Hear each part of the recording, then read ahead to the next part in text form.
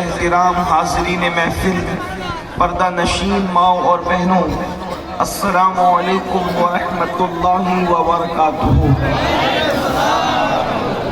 انتہائی احترام و عقیدت کے ساتھ اپنے اور ساری کائنات کے مرکز عقیدت، انیس بے کساں چارہ ساز درد منداں، ہم غریبوں کے غم گسار، ہم فقیروں کی ثروت، شہر یار ارم، تاجدار حرم، نوبہار شفاعت، شب اسرا کے دولہا، نوشے بزم جنت، دانائے سبل، مولائے کل ختم الرسل، خسرو خوباں، سیاح لامکاں، وجہ کن فکاں، در اللہ المکنون، سر اللہ المخزون، عالم ما کانا وما یکون، آب و گل انبیاء، جان و دل اصفیاء، مطلع ہر سعادت، مقطع ہر سیادت، خلاصہ کائنات، فخر موجودات، حضور احمد مجتبی محمد مصطفیٰ، ارواحنا فدا صلی اللہ تعالی علیہ وآلہ وصحبہ وبارک وسلم کی بارگاہ بے کس پناہ میں جس طریقے سے پڑھاؤں، بلند آواز سے میرے ساتھ مل کر پڑھیں۔ الصلاۃ والسلام علیک یا رسول اللہ وعلی آلک واصحابک یا نور اللہ صلی اللہ تعالی علیہ وسلم۔ نعمتیں بانٹتا جس سمت وہ ذیشان گیا، نعمتیں بانٹتا جس سمت وہ ذیشان گیا، ساتھ ہی منشی رحمت کا قلم دان گیا، لے خبر جلد کے غیروں کی طرف دھیان گیا، میرے مولا میرے آقا تیرے قربان گیا، دل ہے وہ دل جو تیری یاد سے معمور رہا، سر ہے وہ سر جو تیرے قدموں پہ قربان گیا، آہ وہ آنکھ کے ناکام تمنا ہی رہی، ہائے وہ دل جو تیرے در سے پر ارمان گیا، اور انہیں جانا انہیں مانا نہ رکھا غیر سے کام، انہیں جانا انہیں مانا نہ رکھا غیر سے کام، للہ الحمد میں دنیا سے مسلمان گیا۔ الحمدللہ اس وقت ہم سب مخدوم سمنا رحمت اللہ تعالی علیہ کے مختوم، ان کے پیر و مرشید حضور سیدی مخدوم علاؤلک پنڈوی رحمت اللہ تعالی علیہ کے قدموں میں ان کے عرس سراپا قدس کے موقع پر موجود ہیں، اور ساتھ ہی ساتھ حضور اشرف الاولیاء رحمت اللہ تعالی علیہ کا 25واں عرس بھی منا رہے ہیں۔ مجھ سے پیشتر آپ نے بہت بڑے بڑے علماء، خطبہ، محققین اور دانشوروں سے ان کے خطابات سماعت کیے ہیں، اور اب فجر کا وقت بالکل قریب سے قریب تر ہے، بہت مختصر وقت کے لیے میں آپ کی خدمت میں حاضر ہوں۔ عرس کا مقصد کیا ہے؟ عرس کا مقصد یہ نہیں ہے کہ ہم بھیڑ اکٹھا کر لیں اور جمع ہو کر کے پھر منتشر ہو جائیں، بلکہ عرس بھی ایک مقصد کے تحت کیا جاتا ہے۔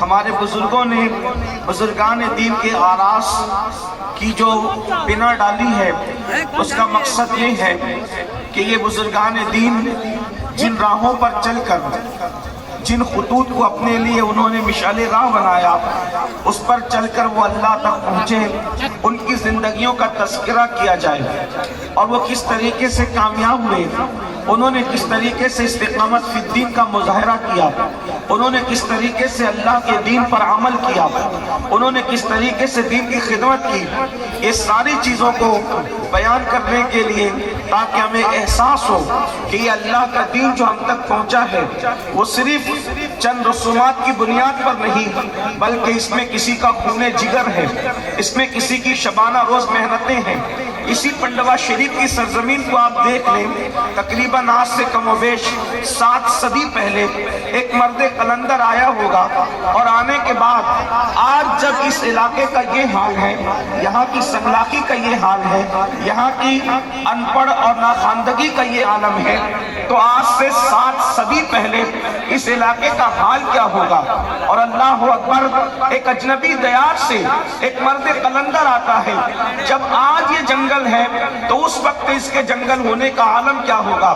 لیکن اللہ والوں نے رات و دن محنت کر کے اپنے علاقے کو چھوڑ کر، اپنے رشتہ داروں کو چھوڑ کر، اپنے خطے کو چھوڑ کر، اپنے قبیلے کو چھوڑ کر، اپنا سب کچھ چھوڑ کر وہ یہاں آئے اور اللہ کے دین کی آبیاری کی، اور کفرستان میں انہوں نے اسلام کا علم لہرایا۔ ہماری کتنی عظیم ذمہ داری ہے کہ ان اللہ والوں کے نقوش پاک کو اپنے لیے حرز جان بنائے۔ آئیے، میں نے جس آیہ کریمہ کی تلاوت کی ہے اس ضمن میں انسان کو کیا پیغام دیا جا رہا ہے اس پر کچھ بات عرض کر کے اپنی بات مکمل کروں۔ میرے پیارے آقا صلی اللہ علیہ وآلہ وسلم کے پیارے دیوانوں، انسان کل کا پلان بناتا ہے، انسان فیوچر کا پلان بناتا ہے، انسان بھوشیہ کا منصوبہ بناتا ہے، جس کی زندگی میں مفکرین کہتے ہیں کل کا منصوبہ نہ ہو، کل کا پلان نہ ہو، وہ انسان کامیاب نہیں ہو سکتا۔ ایک تاجر ہے اچھا تو اس کے پاس کل کا کوئی پلان ہونا چاہیے، ایک طالب علم ہے اچھا اس کے پاس کل کا پلان ہونا چاہیے، ایک مفکر ہے اچھا اس کے پاس کل کا پلان ہونا چاہیے۔ دنیا کی قومیں کئی صدیاں پہلوں کا پلان تیار کر کے اپنی زندگی کو گزار رہی ہے، صرف قوم مسلم ہے جس کے پاس کل کا کوئی پلان نہیں ہے۔ لیکن یاد رکھیں، لوگ کل کا پلان تیار کرتے ہیں اور کرنا بھی چاہیے۔ آج ایجوکیشن میں میرا یہ حال ہے، آنے والے کل میں کیسا ہونا چاہیے۔ آج تجارت اور مال میں میرا یہ حال ہے، آنے والے کل میں کیسا ہونا چاہیے۔ لیکن ایک بات آپ سے عرض کرنا چاہتا ہوں، کل کا پلان تیار کرنے والوں، فیوچر کا پلان تیار کرنے والوں، زندگی میں کل کبھی نہیں آتا، زندگی میں ہمیشہ کل آج بن کر کے آتا ہے۔ لیکن ایک کل ایسا ہے، ایک کل ایسا ہے جس کا آنا بالکل ضروری ہے، جس کا آنا یقینی ہے۔ کل کا سورج ہم دیکھیں گے یا نہیں دیکھیں گے اس کی کوئی گارنٹی نہیں ہے، لیکن ایک کل ایسا ہے جس کو سب دیکھیں گے، اس کا کسی کو انکار نہیں ہے۔ اور اس کل کی ہم نے کیا تیاری کی ہے؟ ہر کل کی تیاری کرنے والوں، ہم نے اس کل کی کیا تیاری کی ہے جس کل کا حال یہ ہے جس کے اندر ایک ماں اپنے بیٹے کے کام نہیں آئے گی، ایک باپ اپنے بیٹے سے دور بھاگے گا، ایک دوست اپنے دوست کا دشمن بن جائے گا، کوئی کسی کے کام نہیں آئے گا۔ وہ کون سا کل ہے؟ تو قرآن اس کل کے بارے میں کہتا ہے، یا ایھا الذین آمنوا اتقوا اللہ ولتنظر نفس ما قدمت لغد واتقوا اللہ ان اللہ خبیر بما تعملون، کہ ایمان والو اللہ سے ڈرو اور کل کے لیے کیا روانہ کر رہے ہو، کل کے لیے کیا بھیج رہے ہو، اس سلسلے میں غور کرو۔ اپنی جان کے لیے، اپنے نفس کے لیے تم نے کل کے لیے کیا عمل کیا، کیا روانہ کیا، اس سلسلے میں غور کرو۔ وہ کون سا کل ہے جس کی تیاری کا حکم قرآن دے رہا ہے؟ وہ کون سا کل ہے جس کے لیے اپنے نفس کی تیاری کے لیے قرآن ہمیں دعوت فکر دے رہا ہے؟ ہاں، وہ وہی کل ہے جس کو میدان محشر کہتے ہیں، جس کو یوم حساب کہتے ہیں۔ میرے آقا علیہ السلام کے پیارے دیوانوں، اپنے کمروں کی اے سی میں آخرت کو بھولنے والوں، راحتوں کے اندر آخرت کو بھولنے والوں، کھانے پینے میں آخرت کو بھولنے والوں، زندگی کی رنگریلیوں میں آخرت کو بھولنے والوں، مجھے بتاؤ اس کل کے لیے ہم نے کیا تیاری کی ہے جس کے لیے قرآن کہہ رہا ہے کہ تم نے کل کے لیے اپنے نفس کے لیے کیا روانہ کیا؟ اللہ اکبر۔ بڑی معذرت کے ساتھ، آج تو بڑے دھڑلے کے ساتھ ہم کہتے ہیں، ارے مولانا چھوڑو، قیامت میں جو ہوگا دیکھا جائے گا، جو ہوگا دیکھا جائے گا۔ یاد رکھنا، مسجدوں کو ویران کر کے یہ کہنے والوں کہ جو ہوگا دیکھا جائے گا، مسجدوں کو ویران کر کے کہنے والوں جو ہوگا دیکھا جائے گا، داڑیاں مڑا کر رسول اللہ کی سنت کو گٹروں میں ڈال کر کے یہ کہنے والوں کہ جو ہوگا دیکھا جائے گا، کانوں میں ایئر فون لگا کر کے گانے سننے والوں یہ کہتے ہو جو ہوگا دیکھا جائے گا۔ اب آئیے میں آپ کو بتاؤں، شاعری کی دنیا الگ ہے، حقیقتوں کی دنیا الگ ہے۔ آپ کہتے ہیں دیکھا جائے گا جو ہوگا، کیا دیکھا سنو، قرآن کہتا ہے اس دن کا حال یہ ہے، الاخلاء یومئذ بعضهم لبعض عدو۔ اللہ اکبر۔ قرآن کہتا ہے کہ وہ قیامت کا دن وہ دن ہوگا جتنے تمہارے دوست ہیں، اور وہ بھی کون سے دوست؟ دوست نہیں بلکہ پکے دوست، اخلاء قرآن کہتا ہے یہ خلیل کی جمع ہے، اخلاء۔ جتنے تمہارے پکے دوست ہیں قیامت کے دن وہ سب تمہارے دشمن بن جائیں گے۔ قیامت کا دن کیسا دن ہوگا؟ قرآن کہتا ہے یوم یقوم الروح والملائکہ صفا لا یتکلمون الا من اذن۔ قیامت کا دن وہ دن ہوگا جس دن جبریل امین اور ان کے پیچھے سارے فرشتے اللہ کی ہیبت سے کانپتے کھڑے ہوں گے، کسی کو کلام کرنے کی جرت نہیں ہوگی۔ آئیے وقت کی نزاکت کو دیکھتے ہوئے اپنے بھائیوں سے اور اپنی بہنوں سے اپنی گزارش کر کے اپنی گفتگو کو مکمل کر کے گزر جاؤں۔ میرے آقا صلی اللہ علیہ وآلہ وسلم کے دیوانوں، آج حال کیا ہے؟ ہر بندہ کھانے پینے اور سونے اور موج مستیوں میں مست ہے، مرنے کے بعد اٹھنا ہے۔ اس دن کے لیے ہم نے کیا تیاری کی ہے؟ بڑی معذرت کے ساتھ لوگ آسانی سے کہہ دیتے ہیں مولانا نماز کے لیے ٹائم نہیں ملتا۔ میرے عزیز، وہ دن قیامت کا جو دن ہوگا وہاں نمازی کیا، روزے دار کیا، حاجی کیا، غازی کیا؟ آئیے ایک حدیث مبارکہ سن لیں اور اپنی بات مکمل کروں۔ ایک مرتبہ امیر المومنین حضرت سیدنا عمر ابن خطاب فاروق اعظم رضی اللہ تعالیٰ عنہ، فاروق اعظم رضی اللہ تعالیٰ عنہ حضرت کعب سے کہتے ہیں، حضرت کعب احبار سے۔ یہ کعب احبار کون ہے؟ یہ بڑے جلیل القدر تابعی ہیں۔ فاروق اعظم کے دور میں انہوں نے اسلام قبول کیا ہے، لیکن ان کی خصوصیت یہ ہے یہ توریت کے بھی عالم تھے، انجیل کے بھی عالم تھے، زبور کے بھی عالم تھے، اللہ اکبر، آسمانی کتابوں کے یہ عالم تھے۔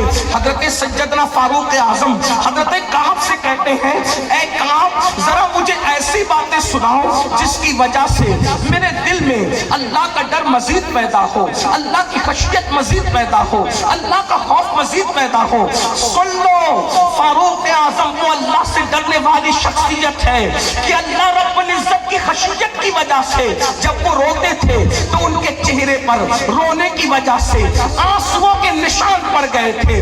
بڑی معذرت کے ساتھ آج لوگوں کو استنجا کی سنتیں بھی نہیں پتا ہے اور وہ جنت کے خواب دیکھ رہے ہیں۔ اللہ اکبر، لوگوں کو کلمے کا ترجمہ بھی یاد نہیں ہے اور وہ گھمنڈ کرتے ہیں مولانا ہم جنت میں نہیں جائیں گے تو کون جنت میں جائے گا؟ یاد رکھو جن کو رسول اللہ نے جنت کی بشارتیں دی ہے وہ قیامت کو یاد کر کے کیسے روتے ہیں؟ سیدنا صدیق اکبر، کون صدیق اکبر جن کے بارے میں پوری امت کے جمہور کا یہ عقیدہ ہے افضل البشر بعد الانبیاء بالتحقیق، جس کو رسول اللہ نے اپنی ظاہری حیات میں اپنے مصلی امامت پر کھڑا کیا، وہ ابو بکر صدیق جو صحابہ کا امام ہے، وہ صدیق اکبر کہتے ہیں کاش میری ماں نے مجھے انسان کی شکل میں پیدا نہ کیا ہوتا، میں کسی مومن کے سینے کا ایک بال ہوتا تاکہ قیامت کے دن اللہ کی بارگاہ میں حساب دینے سے بچ جاتا، قیامت کے دن اللہ کی بارگاہ میں جواب دینے سے بچ جاتا۔ مجھے بتاؤ جو مصطفیٰ جان رحمت کے ساتھ ہیں کہاں ساتھ نہیں؟ سفر میں صدیق ساتھ ہے، حضر میں صدیق ساتھ ہے، جہاں کوئی ساتھ نہ تھا اس کار میں بھی صدیق اکبر مصطفیٰ جان رحمت کے ساتھ ہے، اور آج بھی بازار میں مصطفیٰ جان رحمت کے ساتھ آرام کر رہے ہیں۔ اس کے باوجود بھی اللہ اکبر، اس کے باوجود بھی صدیق اکبر، ان کے قیامت کے دن کی کیفیت کیا ہے؟ حضور محدث اعظم کے چوشوی رحمت اللہ علیہ صدیق اکبر کی شان بیان کرتے ہوئے کہتے ہیں مرتبہ حضرت صدیق کا یہ ہے سید اور فضیلت کے وہ جامع ہے، نبوت کے سوا وہ صدیق اکبر جو ہر فضیلت کے جامع ہے، وہ کہہ رہے ہیں کون کہہ رہا ہے کاش میں کسی مومن کے سینے کا بال ہوتا تاکہ قیامت کے دن اللہ کی بارگاہ میں حساب سے بچ جائے۔ میری قوم کے وہ جوان جن کے ہاتھوں میں شراب کے پیالے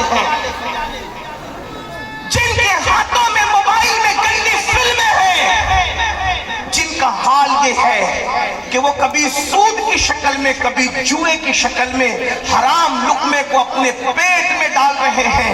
आज वो सोच रहे हम जन्नत में जाएंगे क्योंकि हमने तो फला बुजुर्ग का दामन पकड़ा और फला बुजुर्ग का।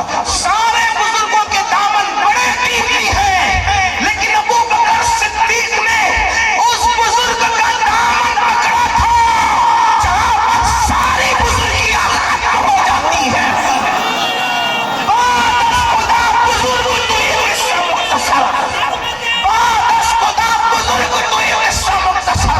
आप गौर करें, थोड़ा सा नारे का भी वक्त बचाने वाली नवाजिश होगी। आपकी तवज्जो चाहता हूँ, 4 बजे सलाम पढ़ लेना, इसलिए मुझे उसका ख्याल करते बातों को पूरी करना है।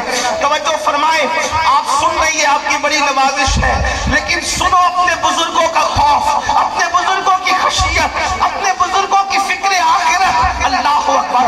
अगर बुजुर्गों के उर्स में भी आकर हम आखिरत की फिक्र के लिए तैयार नहीं है, बड़ी माजरत के साथ सरे शाम से बैठे हो, कितने हैं जो इशा पढ़ के आए थे और कितने हैं जो जाकर फजर पढ़ेंगे?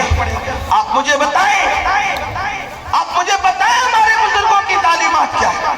हमने अपने बुजुर्गों की तालीमात को फरामोश किया। पीर का दामन तो पकड़ा है, लेकिन पीर का किरदार नहीं पकड़ा। यहाँ पर हुजूर अशरफुल उलमा के देखने वाले बैठे हुए हैं। मैंने अपने बड़ों से, अपने कायद, अपने अमीर से और उन्हीं के साथ हुजूर रईसुल मुफस्सिरीन से सुना। हुजूर रईसुल मुफस्सिरीन अभी भी हयात है, फरमाते हैं मैंने अपनी जिंदगी में 2 बुजुर्गों को मस्जिद से मोहब्बत करते देखा और जमात की पाबंदी के साथ नमाज पढ़ते देखा। उनमें से एक हुजूर मुफ्ती आजम है और दूसरे हुजूर अशरफुल उलमा की जात है। हमने अपने बुजुर्गों को कितना आइडियल बनाया। याद रखना, हम जलसों में हजारों की तादाद पर खुश नहीं है, हम शुक्र जरूर करते हैं कि कौम सुनने को आ रही है, लेकिन हमारे दिल ठंडे नहीं होते उस वक्त तक कि सुनने के लिए कौम जमा हो रही है, मगर अमल करने के लिए कौम जमा नहीं हो रही है। उस वक्त तक हमारे कलेजे ठंडे नहीं होंगे। जितनी तादाद में सुनने के लिए आते हो, उतनी तादाद में अमल करने के लिए जब तक नहीं आओगे, उस वक्त तक इनकलाब पापा नहीं होगा। ये क़यामत की निशानियों में से एक निशानी है, ये क़यामत की निशानियों में से एक निशानी है। मेरे आका अलैहिस्सलाम ने फरमाया, लोग दीन सुनने तो आएंगे, दीन पर अमल करने नहीं आएंगे। दीन की बातें लोग रस्मी तौर पे करेंगे, रस्मी तौर पे दीन की बात न करो।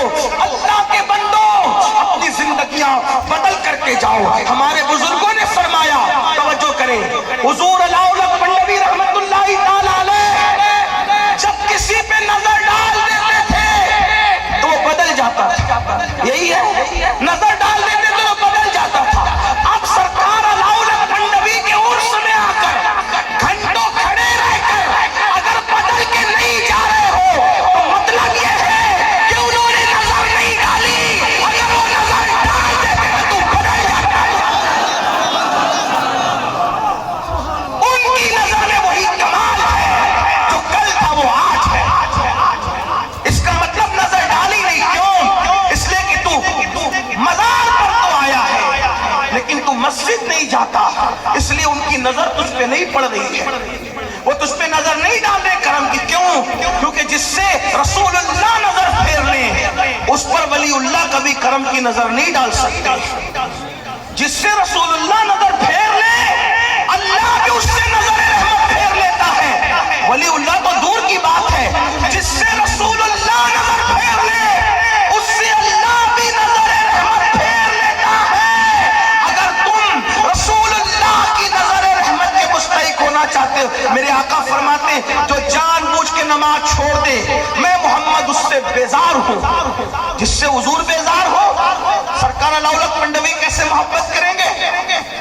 10 रुपए के नहीं, 1000 रुपए के फूल चढ़ा लो। हुजूर नाराज है तो वो अलाउल्लाह मंडवी मोहब्बत नहीं कर सकते। मेरे जुमले तल्ख लगे तो माफ करना, फूल चढ़ाने के लिए मना करने नहीं आया, मेरा मस्तक है। हम जिंदा हैं तो फूल हैं और अंदर जाए तो भी फूल हैं।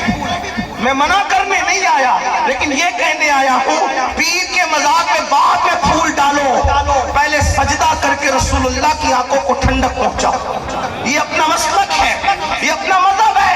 तो अर्ज ये कर रहा था, सिद्दीक़ अकबर कहते हैं, काश मैं किसी मोमिन के सीने سینے کا اقبال ہوتا تاکہ قیامت میں اللہ کی بارگاہ میں جواب دینے سے بچ جاتا۔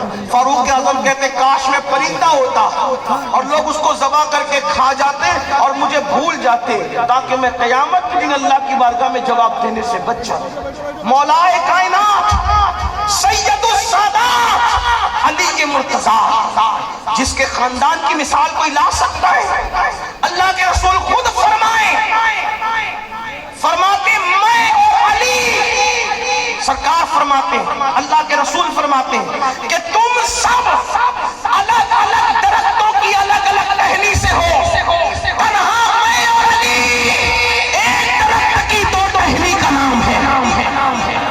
جس علی کو رسول اللہ فرمائے کہ میں اور علی ایک درخت کی دو شاخوں کی طرح، دو ٹہنیوں کی طرح، وہ علی جو سید السادات، وہ علی جو خاتم الولایت، وہ علی جو قاسم جنت و جہنم، وہ علی جو قاسم شیر و شربت، وہ علی جن کے بارے میں قاضی ثناء اللہ پانی پتی تفسیر مظہری میں لکھتے ہیں کہ آدم علیہ السلام کے دور سے لے کر آج تک جو بھی ولی بنا ہے وہ علی کے فیضان سے ولی بنا۔ امام اہل سنت اسی لیے کہتے ہیں سلامی جس کے در کا ہر ولی ہے، سلامی جس کے در کا ہر ولی ہے، علی ہے ہاں علی ہے ہاں علی، علی کو چھوڑ کر کیا کوئی ولی بنا ہے؟ ہاں ولی بن سکتا ہے۔ امام اہل سنت کہتے ہیں اصل وسط، اصل نسل صفا، اصل نسل صفا، وصل وجہ خدا۔ کوئی اس کی تشریح کرے؟ اصل محقق اصل و مفتی رضا الحق صاحب کی توجہ چاہتا ہوں، ماشاءاللہ بڑے عظیم محقق ہیں۔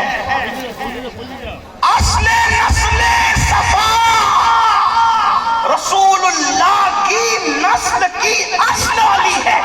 توجہ کریں، حضور کی نسل کی اصل علی ہے۔ اس کا مطلب علی خاندان سے دور نہیں ہے، علی خاندان سے الگ نہیں ہے، نبی کی نسل کی اصل کو علی کہتے ہیں۔ آقا نے فرمایا سب کی نسل اس کی اپنی پشت میں ہے، میری نسل اللہ نے علی کی پشت میں اصل نسل صفا۔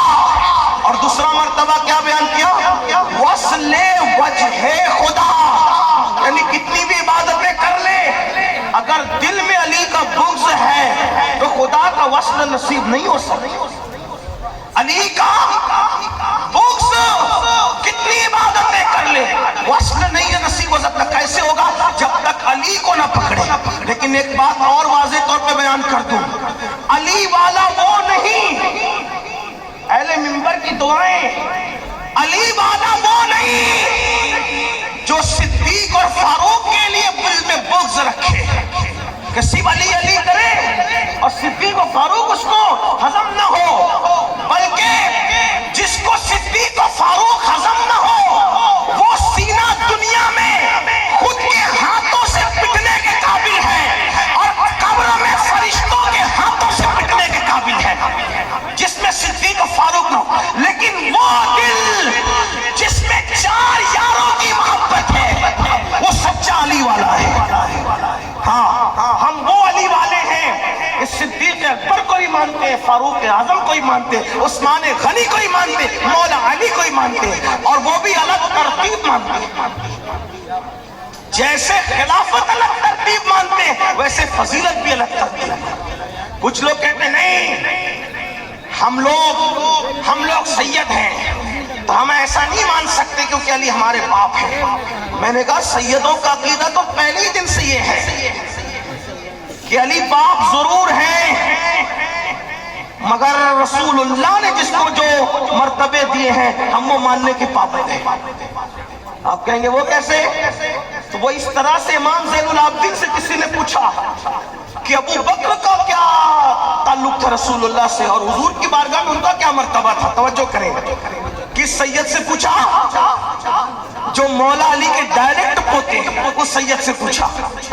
جس کا شجرہ نسب سنیوں کے بچے بچے کو یاد ہے، ان سے پوچھا صدیق اکبر کا کیا مرتبہ تھا رسول اللہ کی بارگاہ میں؟ تو میرے امام سید سجاد زین العابدین پاک نے فرمایا، پوچھنے والے تو پوچھتا ہے کہ ان کا کیا مرتبہ تھا حضور کی بارگاہ میں؟ ارے جو آج ہے وہی کل تھا، جو آج ہے وہی کل تھا۔ مطلب کیا؟ آج سب سے زیادہ قریب سو رہے ہیں، کل بھی سب سے زیادہ قریب تھے رسول اللہ کے، اور جو جتنا حضور سے قریب ہوگا وہ اتنے ہی مرتبے میں افضل ہوگا۔ یہ بات بھی آپ کو یاد رکھنا چاہیے۔ ہم ضرور علی علی کریں گے، لیکن دل میں خلفائے راشدین کی محبت کے ساتھ، ان کی الفت کے ساتھ۔ تو بات یہ عرض کر رہا تھا، وہ علی آدم علیہ السلام کے دور سے لے کے اب تک جو ولی بنے علی کی وجہ سے، یعنی علی پیدا ہونے سے پہلے ولی بناتے ہیں، یہ علی کا مرتبہ ہے۔ وہ علی جس کے بارے میں آقا نے فرمایا، علی جس کو چٹھی دیں گے وہی پل صراط سے ثابت قدمی سے گزرے گا اور وہی جنت میں جائے گا، اور علی جس کو چٹھی نہیں دیں گے وہ کٹ کے گر جائے گا۔ لیکن وہ علی یہ مرتضیٰ کا حال بھی یہ تھا کہ رات کے آخری حصے میں آخرت کو یاد کر کے اپنی مغفرت کی دعا کرتے ہوئے ایسے روتے تھے، ایسے جیسے کسی کو سانپ ڈس لیتا ہے تو وہ کیسے تڑپتا ہے اور کیسے بلکتا ہے، ایسے تڑپ تڑپ کر علی مرتضیٰ اپنی داڑھی کو پکڑ کر اللہ کے خوف اور خشیت سے روتے تھے۔ جن کے بیٹے جنتی جوانوں کے سردار ہیں، جو خود ولیوں کے سردار ہیں، جو خاتم الولایت ہے، جن کی خاندان کے اندر امام مہدی پیدا ہوں گے، بلکہ یہ کہہ دوں جتنے ولی علی کی نسل میں پیدا ہوئے، خدا کی عزت کی قسم اتنے بڑے ولی کسی کی نسل میں پیدا نہیں ہوئے اور نہ پیدا ہو سکتے۔ وہ علی کے مرتضیٰ بھی رات کے آخری حصے میں اللہ کی خشیت سے روتے ہیں۔ ہمارا کیا حال ہے؟ ہم تو جمعہ کی 2 رکعت پڑھ کے ایسے بھاگ آتے ہیں مسجد سے جیسے اسکول کی چھٹی ہونے پر اسکول کے بچے بھاگتے ہیں، اور غرور اور گھمنڈ یہ ہم نہ جنت میں جائیں گے تو کون جائے گا۔ تو میں وہ روایت جو پڑھ رہا تھا اس کو مکمل کر کے بات پوری کرنا چاہتا ہوں کہ فاروق اعظم نے فرمایا، کعب ذرا کچھ ایسی بات سنا مجھے جس سے میرے دل میں اللہ کا خوف اور پیدا، اللہ کی خشیت اور پیدا۔ تو کیا بیان کیا کعب احبار نے؟ اب اس کو سنو اور بات پوری ہوتی ہے۔ کعب احبار کہتے ہیں، امیر المومنین جب قیامت کا دن ہوگا، قیامت کا دن ہوگا، توجہ، اگر یہ روایت آپ نے یاد رکھ لی میرا آنا قبول ہے۔ ویسے الحمدللہ مجھے امید ہو چلی ہے کہ میرا آنا تو قبول ہی ہے۔ ہاں میرا آنا اس لیے کہ میرے مخدوم کے مخدوم کی بارگاہ میں آج جو حاضری ہوئی ہے، ایسا لگتا ہے کہ یقیناً میرا دامن گوہر مراد سے بھر گیا۔ الحمدللہ حضور قادری میاں مدظ اللہ العالی کے ساتھ، حضور نظام میاں صاحب کے ساتھ، اور سادات کرام اور بھی تھے، ہمارے بڑے بھائی یاسین بابو، ماشاءاللہ بڑی برکتیں نصیب ہوئی، اور آ کر ایسا لگا کہ ہم بہت دیر میں آئے۔ بچپنے سے آنے کی تمنا تھی لیکن بہت دیر میں۔ کچھ لوگ ایسے ہوتے ہیں جن کی فضیلت بیان کرنے کے لیے دفتر نہیں چاہیے ہوتے ہیں، جن کی فضیلت کے لیے ایک جملہ ہی سمجھنے کے لیے سمجھداروں کو کافی ہوتا ہے۔ کوئی پوچھے کہ علاء الحق پنڈوی کا مرتبہ کیا ہے، میں نے کہا جو مخدوم اشرف کا بھی مرشد ہو اس کے مرتبے کا اندازہ خود لگا لینا چاہیے، اور مخدوم اشرف خود مرشد گھرانے سے تعلق رکھتے تھے۔ علی مرتضیٰ سے لے کر کے ان کے والد تک کوئی ایسا نہ تھا جو مرشد نہ ہو، لیکن اتنی دنیا گھوم کر کے جس خالد ابن ولید کے شہزادے کے پاس آئے ہو مخدوم اشرف، آخر یہاں کیا نہیں رہا ہوگا جب اشرف سمنہ جیسی ہستی یہاں آ کر کے رک گئی۔ اشرف سمنہ نے جس کے در کی جارو کشی کی ہو، اس کے در کی اہمیت کا اندازہ تو لگائیں۔ سمجھداروں کے لیے اشارہ کافی ہوتا ہے۔ اشرف سمنہ جیسا مخدوم جس کا خادم بن کر کے آئے، اس علاء الحق پنڈوی کے مرتبے کا اندازہ لوگ اندازہ تو کریں نا اس چوکھٹ کا، اس چوکھٹ کا لوگ اندازہ کریں جہاں پر مخدوم اشرف جیسا خادم بن کر کے آ رہا ہے۔ کوئی غور تو کرے، کچھ ہستیاں ایسی ہوتی ہیں جن کے مرتبے پڑھنے کے لیے ایک جملہ کافی ہوتا ہے، جیسے لوگ کہتے ہیں خدیجۃ الکبریٰ کی فضیلت کیا ہے، میں نے کہا مخدومہ کائنات کی مخدومہ ہے، اس سے بڑھ کر کیا فضیلت ہوگی؟ مخدومہ کائنات کی مخدومہ سیدہ فاطمہ الزہرا کی مخدومہ کو خدیجۃ الکبریٰ کہتے ہیں۔ اور کچھ ہستیاں ہوتی ایسی ہیں جو سورج کی طرح خود چھپ کر ستاروں کو چمکاتی ہے، یہ ایسے لوگوں میں سے ہے جن کی چوکھٹ پر ہم آئے ہیں۔ یہاں آ کے بھی بدل کر نہ جاؤ تو ہم سے بڑا محروم کون ہو سکتا ہے، بڑا بدبخت کون ہو سکتا ہے؟ اور سن لو، اللہ کے رسول نے صحابہ سے کہا دعا کیا کرو کہ نہ بدبخت بنو نہ محروم بنو، دعا کرو نہ بدبخت بنو نہ محروم بنو۔ تو صحابہ نے پوچھا حضور بدبخت اور محروم کون ہے؟ تو میرے آقا نے فرمایا جو نماز چھوڑ دے وہ بدبخت بھی ہے وہ محروم بھی ہے، بدبخت اور محروم نہ بنو، یہاں آ کر کے نیک بختی اختیار کرو۔ ہمارے مخدوم صاحب مخدوم اشرف جہانگیر سمنانی فرماتے ہیں جو میری چوکھٹ پہ آئے گا وہ کبھی بدبخت نہیں ہو سکتا، تو جو مخدوم سمنا کی چوکھٹ پہ چلا جائے وہ بدبخت نہیں ہو سکتا، تو یہ تو ان کے بھی مخدوم کی چوکھٹ ہے، یہاں آ کر کے کوئی بدبخت کیسے ہو سکتا ہے؟ اپنی بدبختی مٹاؤ۔ اور مخدوم پاک یہ بھی فرماتے ہیں فجر کی نماز میں سوتے پڑے رہنے والوں، مخدوم صاحب فرماتے ہیں کسی نفلی عبادت سے مجھے وہ مقام نہ ملا جو رات کے آخری پہر میں جاگ کر مجھے مقام ملا۔ رات کے آخری پہر میں جاگنا وہ مقام رکھتا ہے کہ کسی نفل عبادت سے فرماتے مجھے وہ مرتبہ نہیں ملا جو رات کے آخری حصے میں جگنے سے مرتبہ ملا۔ کاش ہم اپنے بزرگوں پہ توجہ کرتے۔ تو عرض کر رہا تھا کہ حضرت کعب احبار سے پوچھا کعب ذرا ایسی باتیں سنا جس سے اللہ کا خوف میرے دل میں مزید پیدا۔ اب کعب کہتے ہیں امیر المومنین قیامت کا جب دن ہوگا، قیامت کا دن، اس حدیث کو یاد کر لینا، فرماتے قیامت کا جب دن ہوگا اس دن اللہ فرشتوں کو حکم دے گا کہ جہنم کو میدان محشر میں لاؤ۔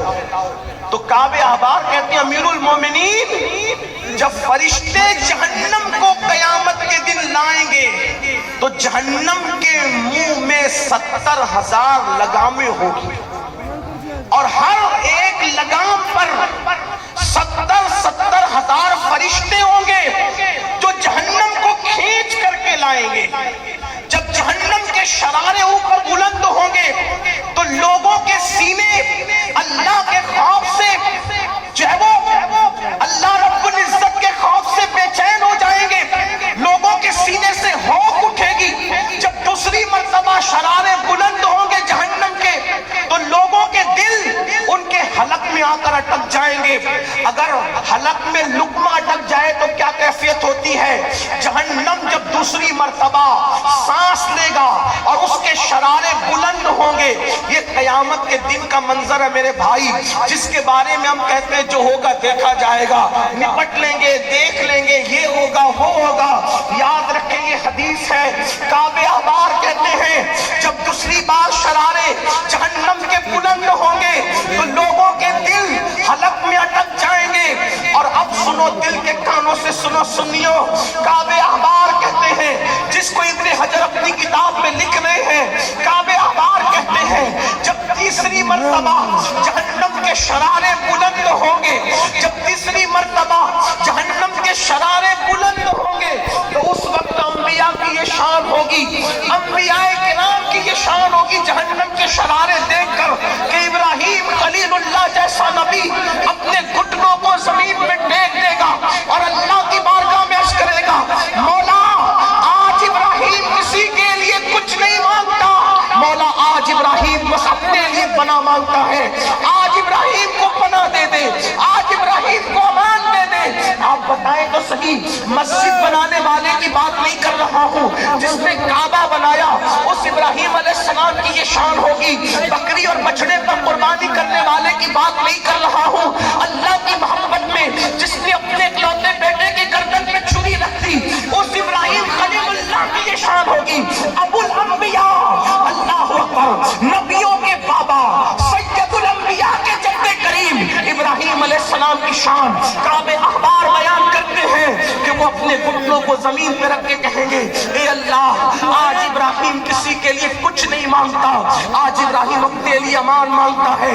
آپ سے پوچھنا چاہتا ہوں اے میری قوم کے جوانوں، ابراہیم خلیل اللہ کی یہ شان ہوگی قیامت کے دن کہ وہ اپنے گھٹنوں کو زمین پہ رکھ کے کہیں گے آج میں صرف اپنے لیے امان مانگتا ہوں۔ تو بتاؤ وہ لوگ جو ہفتے ہفتے پر ناپاک پڑے رہتے ہیں ان کا قیامت کے دن کیا انجام ہوگا؟ جو تاج کے پتے کھیلتے ہیں ان کا قیامت کے دن کیا انجام ہوگا؟ جو عورتوں کو پاپ کی نظروں سے دیکھتے ہیں ان کا قیامت کے دن کیا انجام ہوگا؟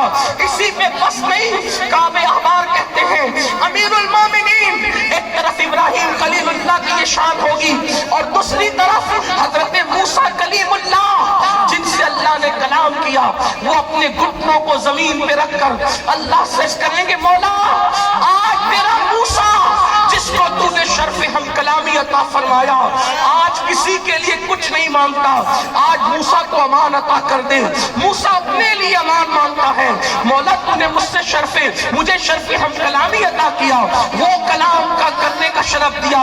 من جانب الطور الایمن وقربناہ نجیا، موسیٰ طور کے دائیں طرف آؤ تاکہ تم سے راز کی باتیں کی جا سکے، تم سے پیار کی باتیں کی جا سکے، تم سے سرگوشی کی جا سکے۔ اللہ اکبر، وہ موسیٰ کلیم اللہ اپنے گھٹنوں کو زمین پہ رکھ کے کہیں گے اے اللہ آج میں کسی کے لیے کچھ نہیں مانگتا بلکہ آج تو میں اپنے لیے امان مانگتا ہوں۔ حضرت فاروق اعظم رو پڑے، آنکھوں میں آنسو آ گئے کہ کسی پہ بس نہیں۔ حضرت کعب احبار نے کہا امیر المومنین صرف یہی نہیں ہوگا بلکہ اس وقت جناب موسیٰ کی یہ شان ہوگی تو اس وقت لوگ دیکھیں گے حضرت عیسیٰ کی شان یہ ہوگی کہ عیسیٰ علیہ السلام اپنے گھٹنوں کو زمین پہ رکھ کے اللہ سے عرض کریں گے، وہ جہنم کا حال دیکھ کر، وہ جہنم کی حرارت دیکھ کر، وہ جہنم کی تپش دیکھ کر حضرت عیسیٰ کہیں گے اے اللہ تو نے مجھے کنواری بطول مریم سے پیدا کیا،